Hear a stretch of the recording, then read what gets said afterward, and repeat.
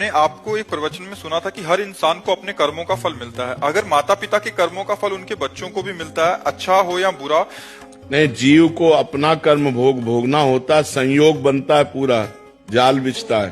तुम्हारे ये कर्म तो तुमको ऐसा पिता मिलेगा, तुम्हारे ऐसे कर्म तो तुमको ऐसा पुत्र मिलेगा। वो कर्म का पूरा विधान मिलाया जाता है और पूरा परिवार बनता है उस जाल में। ये माँ है, ये बहन है, ये भाई है, ये पिता है, ये रिश्ता है, ये नाता है।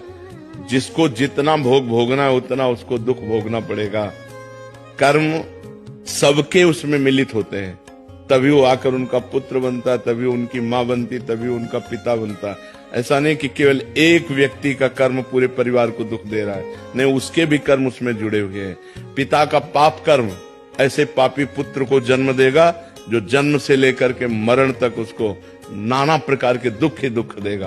पिता का पुण्य कर्म ऐसे पुण्यात्मा पुत्र को जन्म देगा जिसको बचपन से देखते हुए जवानी तक, मरते समय तक हृदय शीतल रहेगा।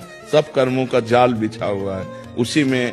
अब हम जा रहे हैं, हमारा कोई दुश्मन नहीं, लेकिन जरा सा धक्का लगा, जब झगड़ा शुरू, तो वो जो धक्का लगा कांधे को हमारे कर्म ने किया, पूर्व के कर्म ने ऐसे धक्का लगवा दिया और उसने हटाई कर दी, क्योंकि उसके द्वारा पिटना था, इसलिए ऐसा संयोग बन गया।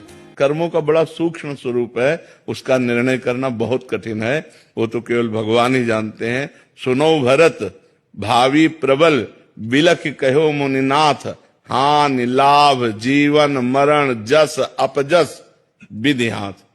वो विधान भगवान के हाथ में है। जब जहां जीव का जैसा कर्म होता है उसको भोगना पड़ता है। और एक कर्म के साथ बहुत से कर्म जुड़े हुए होते हैं। माता का कर्म, पिता का कर्म, भाई का कर्म, बहन का कर्म।